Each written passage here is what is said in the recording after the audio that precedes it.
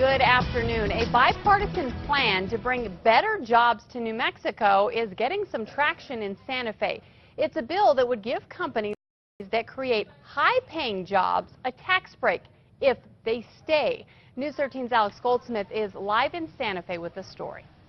Kim, this job growth idea is reasonably simple. The state will give a company a break on its tax bill if it can show that it made a major investment or added jobs.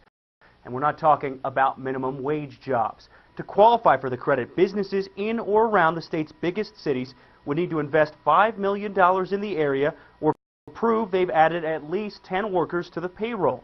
And the company has to keep those jobs in place for at least 2 years, or they'd have to pay the state back. In Albuquerque, those jobs would have to pay at least $54,000 a year to count towards the tax credit.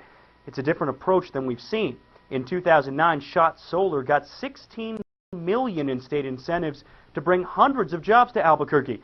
But 3 years later, Schott shut down the Albuquerque plant and the state couldn't get the money back.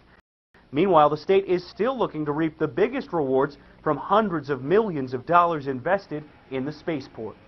Now we have to cross our fingers and hope that it creates jobs. What's different about Senate Bill 10 is it creates incentives after the jobs are created.